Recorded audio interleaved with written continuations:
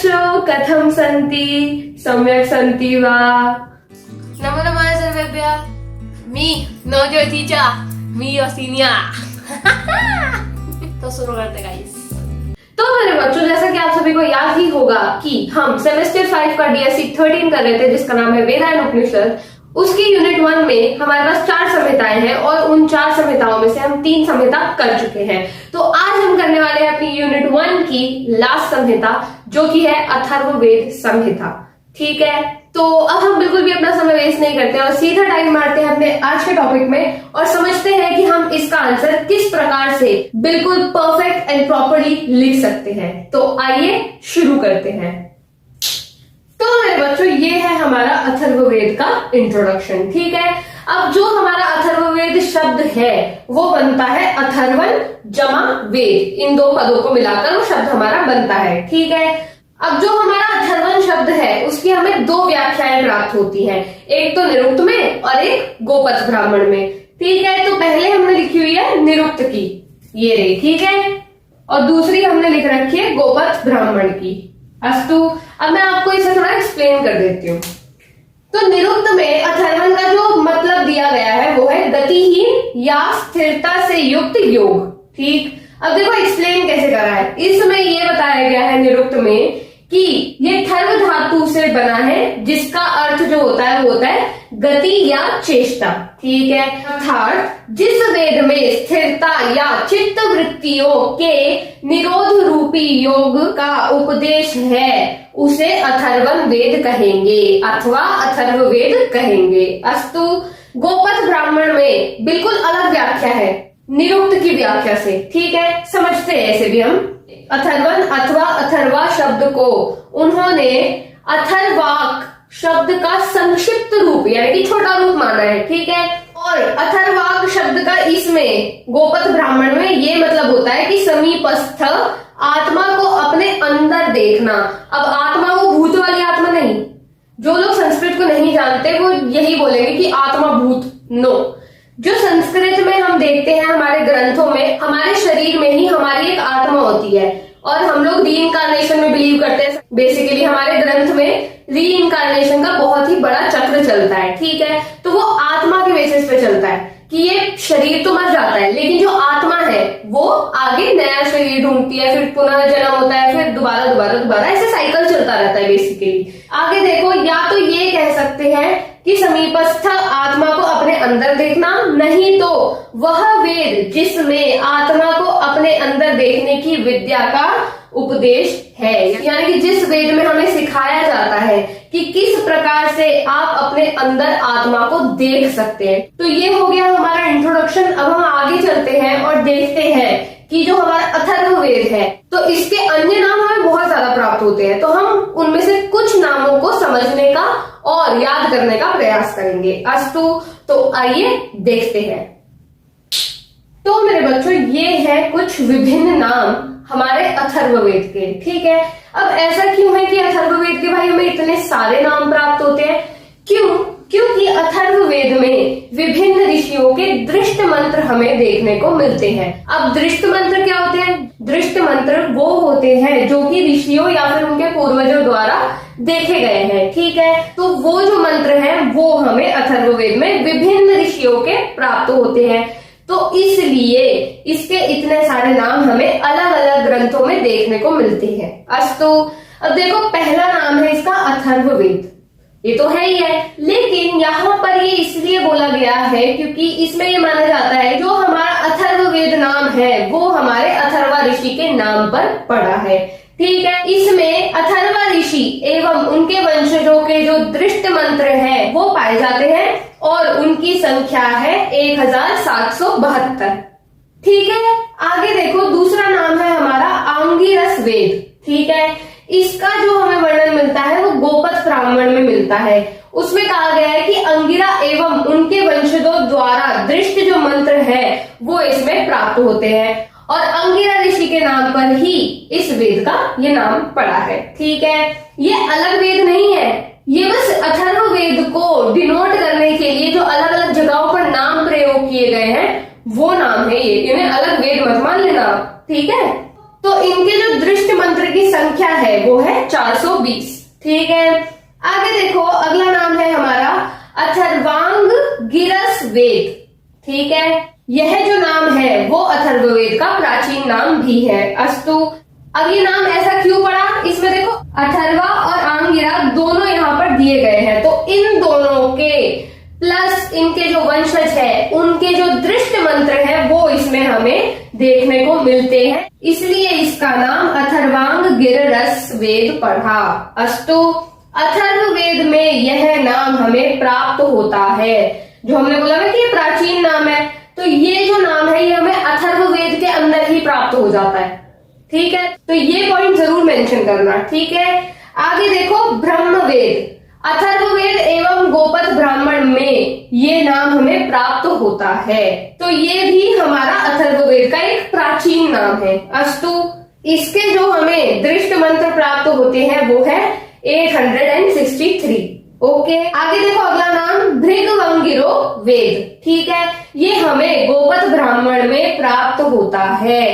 ठीक है, भृगवंगिराह के नाम पर ये जो वेद का नाम है वो पड़ा है। ठीक, इसमें हमें भृगवंगिराह और इनके वंशजों के दृष्ट मंत्र प्राप्त होते हैं और उनकी संख्या है 548। ठीक है, तो ये हो गए हमारे अथर्ववेद के विभिन्न विभिन्न नाम जो कि हमें अलग अलग ग्रंथों में प्राप्त होते हैं। ठीक है, अब हम आगे चलते हैं और समझते हैं अथर्ववेद का महत्व। क्यों? क्योंकि वो अगर हम अपने आंसर में नहीं इंक्लूड करेंगे तो पॉइंट कट हो सकते हैं, तो हम उसे जरूर इंक्लूड करेंगे। ऑलराइट, तो आइए देखते हैं। तो मेरे बच्चों, ये है हमारे अथर्ववेद के महत्व। अस्तु, पहला पॉइंट हमारा क्या कहता है, यह है वैदिक दर्शन का सबसे पुष्ट एवं प्रामाणिक वेद है। इसमें आप ये और लिख सकते हो कि आरण्यक, उपनिषद, इन सब में जो दार्शनिक हमें चिंतन प्राप्त होते हैं एवं विचार है वो हमारे अथर्ववेद का ही विकसित रूप है। ठीक है, आगे देखो, वैदिक सभ्यता और संस्कृति के ज्ञान के लिए सबसे अधिक उपयोगी वेद अथर्ववेद है। वैदिक सभ्यता और संस्कृति का जितना विशद वर्णन अथर्ववेद में प्राप्त होता है ना, उतना बाकी किसी वेद में प्राप्त नहीं होता, तो इसलिए ये यहाँ पर लिखा है कि अथर्ववेद हमारा इस मामले में सबसे ज्यादा अधिक उपयोगी वेद है। अस्तु, आगे चलते हैं। अथर्ववेद सामाजिक और राजनीतिक स्थिति का सबसे सुंदर चित्रण करता है। उसके बाद देखो, अथर्ववेद को विश्वकोश भी कहा जा सकता है। क्यों? क्योंकि इसमें वेदकालीन सभ्यता, संस्कृति, ज्ञान और विज्ञान का पूर्ण संग्रह हमें प्राप्त होता है। वैसे तो इसमें कहा जाता है कि इसमें हम ज्यादातर जादू टोना ऐसी वाली चीजें देखते हैं, लेकिन जब हम इसे डिटेल में पढ़ेंगे तब हमें पता चलेगा कि इसमें केवल जादू टोने से रिलेटेड बातें नहीं कही गई हैं, बल्कि बाकी चीजों का भी बहुत ही अच्छा चित्रण एवं वर्णन हमें इसमें देखने को मिलता है। अस्तु, ये हो गए हमारे कुछ पॉइंट्स इसके महत्व के। अब हम देखते हैं थोड़े और पॉइंट्स इसके महत्व के, क्योंकि इसका महत्व बहुत ही ज्यादा अधिक माना गया है। ठीक है, तो आइए देखते हैं। तो मेरे बच्चों, ये है हमारे बचे हुए अथर्ववेद के महत्व के पॉइंट्स। ठीक है, अब यहाँ पर पहले पॉइंट में ना उसकी विषय वस्तु बता रखी है कि उसमें हमें क्या क्या चीजें देखने को मिलती हैं। अथर्ववेद में उस समय के प्रचलित रीति रिवाज, प्रथाएं, मान्यताएं, कतिपय अंधविश्वास, रूढ़ियां, वशीकरण, जादू टोना तथा विविध जड़ी बूटियों आदि का विस्तृत वर्णन है। ठीक है, आगे चलते हैं। यह सार्वजनीन वेद है। अब इसका क्या अर्थ है? इसका अर्थ यह है कि इस वेद में ब्राह्मण, क्षत्रिय, वैश्य, शूद्र और स्त्रियों को समान स्थान प्राप्त हुआ है। अस्तु, आगे देखो, ये एक कोट है एक्चुअली। ठीक है, साहित्य समाज का दर्पण है। इस कोटेशन का जो सबसे परफेक्ट एग्जाम्पल है, परफेक्ट उदाहरण है, वो हम अथर्ववेद को मान सकते हैं, क्योंकि इस साहित्य में हमें समाज का दर्पण देखने को मिलता है। यहाँ पर हमने देख लिया कि उस समय क्या रीति रिवाज वगैरह, तो हमें सामाजिक स्थिति पता चल गई उस समय की। ठीक है, तो ये पॉइंट हमारा बिल्कुल वैलिड है और इसे आप डाल भी सकते हो, बस इसे ना थोड़ा सा मार्क कर देना अलग से। ठीक है, कि ऐसे डाल के, नहीं तो नीचे अंडरलाइन करके। ऑलराइट, आगे देखो, लौकिक एवं पारलौकिक दृष्टि से यह जो हमारा वेद है वो उपादेय है। ठीक है, अब इसे स्पेशली मेंशन करने की क्या जरूरत थी? इसकी जरूरत इसलिए थी, क्यों? क्योंकि बाकी जो हमारे 3 वेद हैं अथर्ववेद को छोड़कर, वो केवल पारलौकिक फल देने वाले हैं, लेकिन जो हमारा अथर्ववेद है वो लौकिक एवं पारलौकिक दोनों प्रकार के फल हमें प्रदान करता है। अस्तु फल ये खाने वाले फल नहीं है, किसी चीज को जब आप करते हो तो उसका जो रिजल्ट निकलता है ये वो वाला फल है। अस्तु, तो ये हो गया हमारा अथर्ववेद का महत्व। अब हम चलते हैं अथर्ववेद की शाखाओं पर और उन्हें समझने का प्रयास करते हैं। तो आइए देखते हैं।